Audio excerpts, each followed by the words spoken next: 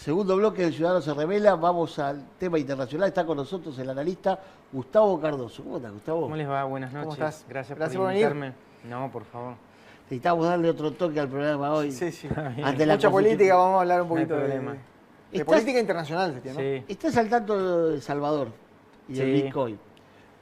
Hoy hubo una marcha en contra del tema de Bitcoin y de Bukele. ¿Qué es? ¿Bukele o Bukele? Bukele. Sí, Bukele, Sí. bueno, es un presidente bastante, bueno, es nuevo en la política salvadoreña, no tiene Sí. muchos años, una persona joven, muy inteligente, ¿no? Y que ha venido a cambiar un poco la metodología histórica que tenía El Salvador en sus gobiernos, ¿no? Es bastante verborrágico, ¿viste? Es una persona que choca bastante con ¿Y los qué es sectores. eso del Bitcoin que quiso implementar él? ¿Por qué? Mirá, en realidad no se sabe bien. Digamos, la política salvadoreña es bastante compleja de interpretarla. Salvador viene muchos años de problemas sociales y económicos muy arraigados. Fundamentalmente el problema de las maras a nivel Sí. social es un inconveniente muy grande. Y después está teniendo un éxodo bastante importante de gente que emigra hacia los Estados Unidos, fundamentalmente. Ahora lo que están tratando de hacer es reconvertir un poco el modelo económico del país y tratar de ser un poquito más competitivos en algunas cuestiones. El Bitcoin es una criptomoneda. Sí. Hay que ver cómo eso se adapta a la metodología económica de El Salvador, que es un país bastante golpeado, ¿no? Si uno mira Centroamérica, es de los países que peor está, Sí. en comparación con Guatemala, Nicaragua y Honduras, ¿no? Es decir, pero, uno tiene la sensación que al implementar el Bitcoin es como que quiso implementar una cuasimoneda, ¿no? En realidad Claro. sí, viste que el tema de las criptomonedas no están reguladas internacionalmente, no hay un banco central que regule el movimiento de las criptomonedas.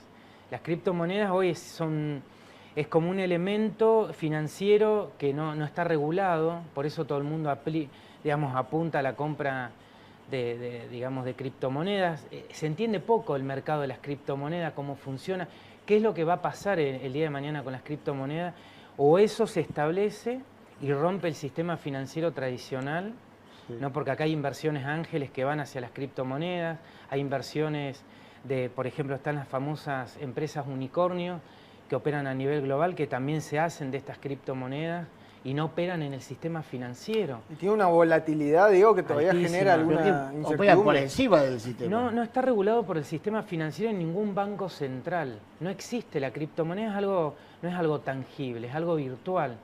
Entonces lo puede adquirir cualquier persona en cualquier parte del mundo, se puede hacer de criptomoneda y va ganando mayor valor a medida que digamos Hace un que... tiempo llegó a superar los $60.000. Claro, una exacto, criptomoneda, porque ¿no? bueno, se vende y la gente está apostando muy fuertemente a eso.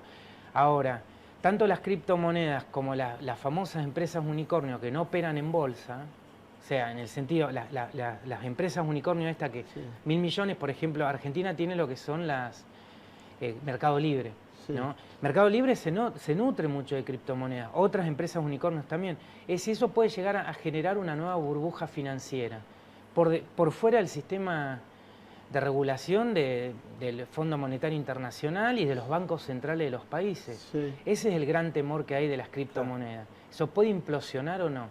¿Y cómo va a implosionar? Hoy El Salvador la está tomando como una medida también digamos, Salvataje. de salvataje y algo, en Argentina se empezó a hablar de este tema, de las Sí, cuasimonedas. sí, sí, claro. Hace poquito Sí, tuvimos sí. un funcionario que solía decir que podría ser una alternativa para la Argentina para frenar un poco el proceso inflacionario. Sí, sí, sí. Gustavo, Sí. te cambio un poquito de tema. Sí. ¿Cómo le fue? Venimos de unas PASO, digo, no te voy a meter en el resultado electoral ni mucho menos, pero estuve viendo poquitos, pero algunos resultados electorales en algunos países donde los que vi, todos los oficialismos perdieron este año. Ujú. No sé si tiene que ver la pandemia, no, la economía o no, pero a nivel global, ¿se dio esa tendencia de que los oficialismos perdieron las elecciones en sus países? Sí, perdón, sí se dio, y fíjate que ahora en el caso, si tomás el mejor ejemplo es Alemania. Alemania con Merkel que se está alejando del poder, tiene a su vicecanciller como un candidato fuerte y lo criticó. Lo criticó por decir que en realidad él no representaba la esencia de su partido, sino que iba a ser una persona que se iba a inclinar hacia la izquierda, ¿no? Entonces hay un vacío de poder y una reconversión política en los países donde los oficialismos, por más que hayan tenido gobiernos ordenados, como fue el caso de Trump, porque Donald Trump tuvo un gobierno ordenado. Si vamos al caso... Puertas adentro, económicamente. Puertas adentro fue fue bien. muy bueno para el país, con digamos, un crecimiento de mano de obra, de inversión, y sin embargo perdió. Entonces lo que se visualiza es un vacío de poder político, es decir, no hay una figura política que pueda garantizar una continuidad en el poder, y hoy no hay un líder político global. Merkel era la última, ¿no? ¿Pero es por la pandemia o es por ya una cuestión de vacío ideológico? Yo creo que la pandemia, Aldo, profundizó un poco esta percepción que tiene la gente de la política. Primero que la gente se hizo mucho más informatizada, ¿no? Vos hablabas de los likes, y es cierto. Hoy todo se mueve por las redes sociales. Hoy las redes sociales son una herramienta fundamental. Si vas a las criptomonedas, donde cooptan fundamentalmente al cliente y te matan masivamente con información, ¿no? Entonces, hoy la gente tiene digamos, es muy bombardeada informáticamente o temáticamente a través de las redes sociales. Entonces hay un voto que a veces roza hasta la ignorancia, ¿no? Hay un voto que no está bien condimentado, bien sustentado, y eso le da poder y espacios políticos a gente como, por ejemplo, Milei. Vos hablabas de Milei.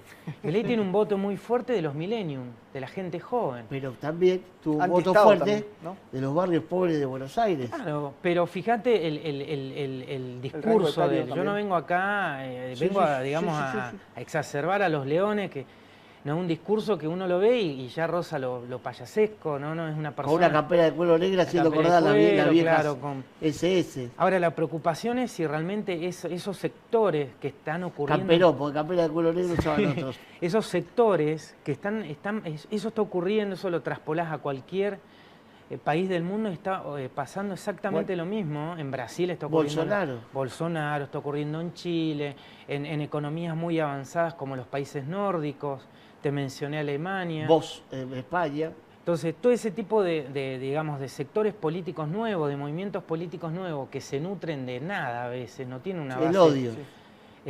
Están calando fuerte en algunas sociedades más que otras, y eso es preocupante, ¿no? Porque cuál es la consecuencia de eso no se puede saber. Ahora, vos hablábamos de Trump. Sí. Trump era el antisistema en cierta forma, sí. O era el sistema desde otro punto de vista, pero Trump quizás le pifia su pérdida por el tema del coronavirus. Ajá. Porque si él lo hubiera hecho lo que hizo con el coronavirus, ganaba de nuevo. Sí, es cierto. Ahora, ¿cómo se explica eso? Que haya perdido. No, ¿cómo se explica que haya ido contra una cosa tan evidente como el coronavirus? Bueno, es una persona bastante... Trump es una es decir, de ir contra la vacuna, dejar de... bueno, él es un invento, ¿no? Es una persona mediática, muy mediatizada, a un grado impensado. Él tenía un reality, un tipo que se lo ve como una figura exitosa y con una soberbia desmesurada, ¿no? Bueno, siempre ha sido un gurú del management y de las finanzas, del management empresarial, ¿no? Entonces, yo creo que no tomó la real consecuencia de lo que podía llegar a impactar el COVID en una sociedad como la de Estados Unidos, donde el sistema de salud es deficitario en algún aspecto, y tuvo la cantidad de muertos que tuvieron, ¿no? Alguien me dijo la otra vez que, sin faltar el respeto al pueblo americano, sí. ¿no? Que hay un 10 o un 15% de americanos, digamos, que nosotros los creemos, que vemos en la película como centrados, inteligentes, y que el resto del pueblo americano es bastante mediocre, por eso que no nos... Y en eso, también, sin ofender, tiene algunas similitudes con un sector del pueblo brasileño que sigue a Bolsonaro. Ajá. Y que nosotros vemos, porque ellos apuestan al 10-15% con universidad y todo eso. Y después lo demás es lo que vemos en Estados Unidos, en el centro de Estados Unidos, en las costas sería, sí. Que es eso, ¿no? Digamos, el voto, no sé si decirlo de derecha, sino mesiánico. Claro, ¿no? lo que pasa es que cuando vos analizás los dos países tienen una política similar en algún aspecto. Son políticas imperialistas. O sea, Brasil tiene un corte imperialista en su política exterior. Siempre la tuvo. Viene de la época de Río Branco. De los portugueses. De los portugueses, ¿no? Del canciller Río Branco.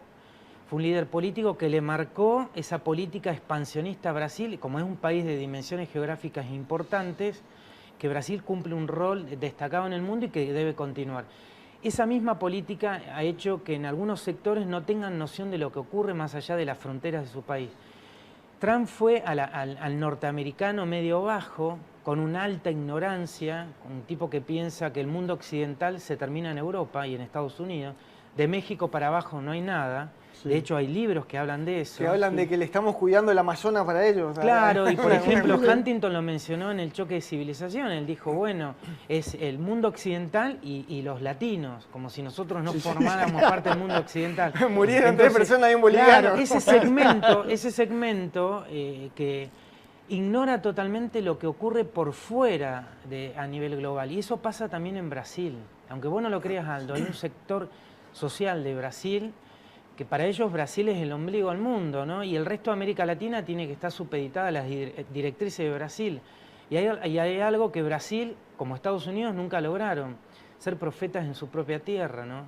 No lograron constituir alianzas regionales que pudieran catapultar. En el caso de Estados Unidos lo logró a nivel global por una cuestión económica y militar, pero en América Latina fue muy resistido, continúa haciéndolo. Y Brasil no es un interlocutor para América Latina, no lo es. Entonces ahí está el problema. Y ahora te voy a, para cerrar por mi lado, un tema que lo hemos hablado en otros programas. Irán acepta a los veedores de la ONU. Sí. Bueno, eso puede ser o para ganar tiempo, sí. ¿no? Irán es un estado teocrático, vos lo sabés perfectamente, es un estado que fomenta el terrorismo, lo ha hecho desde el 79, la revolución del Ayatolá. Eso podría ser discutido, decís vos. Podría ser discutido. Bueno. Porque también, vale decir, porque va después la pregunta que seguramente va a hacer Luis de Afganistán, cuando el ataque a las Torres Gemelas, teóricamente todo se gestó en Afganistán y fue invadido en Irak. En realidad se gestó en Pakistán, ¿no? Bueno, el régimen, Pakistán fue un gran... Y servicio de inteligencia pakistaní después guardaba... Sí, a Osama Bin Laden. Y después se los entregó, Tomás. Mirá, llévatelo que todo tuyo. Claro, el tema de Irán es el desarrollo de armas de destrucción masiva, que es un poder de disuasión. Cuando vos tenés armas de destrucción masiva, tenés un poder de disuasión a la hora de negociar, ¿no? Y es lo que quiere Irán, básicamente. Y aparte hay una puja bastante grande con Arabia Saudí y Emiratos Árabes, por quién es el representante de los países árabes, ¿no? Y ahí hay diferentes líneas religiosas e ideológicas, como los wahabistas, los chiitas, ¿no? Los sunitas, que chocan y pujan por esos sectores de poder religioso, esos segmentos que también marcan un poco la política exterior de la región. Que vale decir, para la gente, que Irak... Saddam Hussein era sunita. Eran el 20% del país, los tenían cagando los chiitas, que eran los chiitas. El 80%. Sí, es una cuestión religiosa, ¿no? Pero esas líneas son las que marcan un poco el apoyo o digamos, la Irán es chiita. Irán es mayoría chiita, ¿no? Y sí, son radicalizados, ¿no? Sí. Y bueno, acepta estos veedores básicamente para lograr concesiones de la comunidad internacional, porque si no le bloquean las cuentas bancarias, ¿no? El acceso a tecnología que necesita Irán. Gustavo, te cambio la pregunta, no voy a Afganistán. Está bien. 20 años del atentado a las Torres Gemelas. ¿Qué reflexión te viene como primero a la cabeza cuando se cumplen 20 años, que fue el viernes 11 de septiembre? Mirá, las Torres Gemelas marcó un punto de inflexión primero y principal, porque yo me acuerdo el primer temor que hubo en América Latina fue la deuda externa. ¿Qué va a pasar con las deudas externas?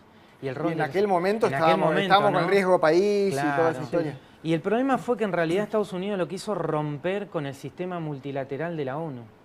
Lo destruyó, básicamente. Es decir, las Torres Gemelas lo que estableció una política unilateral muy fuerte Estados Unidos a nivel global, o con nosotros o en contra de nosotros. Eso es lo que dijo Bush, hijo, ¿no? Y se cargó a toda esa... Bueno, hay que reconocer que Israel y Estados Unidos son famosos, y Rusia, por no darle pelota a la ONU. Totalmente, Sí, rompió, ninguno de los ¿no? tres. El Consejo de Seguridad y Sí. bueno, y básicamente una gran falla del Servicio de Seguridad de los Estados Unidos, un servicio de seguridad que falló la CIA y el Departamento de Estado en apoyar durante años con fondos económicos a Pakistán, un régimen, en esa época estaba Musharraf, Sí. Pervez Musharraf, que era el general este que gobernaba Pakistán, donde se consideraba que era un gran aliado de los Estados Unidos. Estados Unidos gastó mucho más dinero en Pakistán que en el Plan Colombia en los 90 y no sirvió de nada, porque en realidad Pakistán se terminó transformando en un, digamos, un núcleo del fomento de grupos de células terroristas. Entonces, eso modificó todo, un fuerte control del Estado, es decir, Claro. todo lo que es la ciberseguridad, Sí. el control de la Big Data, del manejo de la información, hoy es muy sensible, continúa siendo muy sensible. Eso sí vino para quedarse. Eso se vino para quedar y hoy, por ejemplo, tenemos lo que es la Tech Diplomacy. Es la tecnología diplomática que el primer país en inaugurarlo fue Dinamarca, ¿no? Hoy Dinamarca se sienta, tiene el primer diplomático de tecnología para negociar con el bárbaro. Silicon de los Estados Unidos y con el Silicon chino el manejo de la información, porque es sensible para los países. Y el 11 de Ni hablar. septiembre fue un take-off, digamos, un despegue de todos estos temas. Bueno, ahí es lo que vos tenés que decir, Sí. disculpa que te interrumpa. El loco ese que en Buenos Aires que se disfrazaba de árabe y decía mostraba las armas, el que lo detecta por Facebook es el FBI y le avisa a la justicia argentina. Y va y lo allanan. Esto fue en Chacarita, Buenos Aires. Bueno, y hay varios autores que mencionan esto Sí. del cambio del Estado, un fuerte control del Estado. Yo creo que el 11 de septiembre marcó un cambio en ese paradigma y centralizó básicamente la política exterior norteamericana en Euroasia. Ahora, Gustavo, dos Sí. preguntas. Lo de Afganistán es evidente que no falló Rusia y falló Estados Unidos Sí. y había otros intereses. Ahora, por ejemplo, está la teoría que los dejaron venir, porque ahora aparece en el audio cuando Osama Bin Laden dice mañana va a aparecer esto a la madre. Es decir, o Claro. yo los echo a todos, el jefe de inteligencia para abajo, después de saber que tiene eso, o los dejaron venir, lo que pasa es que no pensaron que iban a jugar tan fuerte. Bueno, hubo muchos que hicieron una comparación con Pearl Harbor, porque Pearl Harbor se dijo que Estados Unidos siempre Siempre supo estaba que estaba ahí. al tanto del ataque japonés. Y puede ser una gran posibilidad. Primero y principal, Estados Unidos siempre se financió a través de las guerras. Sí, Sí, Estados Unidos en la época del 2001 estaba entrando en un parate económico, país que se ocupa, es un país que tiene que ser reconstruido, ahí van las empresas multinacionales norteamericanas, recordemos que estuvieron durante 10 años en Irak. Claro. Afganistán no lo pudieron controlar, fue un fracaso de la política exterior norteamericana, de la ocupación con un gasto superior a la guerra de Vietnam, no tantos miles de muertos. Vietnam fueron más de 150.000, entre los 50.000 que murieron los 10 años, más los que se mataron después, ¿no? Se suicidaron, pero fue un fracaso. ¿Qué sacaron de Afganistán? Nada, pues se triplicó la producción del opio, ¿no? Y del hashish, con un control de la EDEA, de las zonas de producción, porque Afganistán es el mayor productor de amapolas del mundo. Sí. Claro. Entonces, Para- eso es para preguntarse ¿Cuál era el beneficio, ¿Cuál era el cuál el motivo, el beneficio, no? objetivo? Todo ¿no? beneficio. exacto. Bueno, Gustavo, había un dicho en los 80 que decía que Rusia te promete el nirvana y Estados Unidos se queda con los restos que deja Rusia. Sí, es verdad. Hoy, ¿quién sería el que ocuparía el lugar de Rusia? China. China. China, muy fuerte. Muy fuerte. bueno. Un día podemos Y no hacer para un de crecer, capítulo. Un capítulo. No para de crecer. No, es Listo. un monstruo. Un gusto, como siempre, Bueno, Gustavo. Te muchas agradecemos gracias por la los taza y el obsequios. barbijo. ¿eh? Bueno, Gracias, muchas Gustavo. gracias por la invitación. Gracias por venir. Nos vamos a un corte y ya llega un amigo de la casa.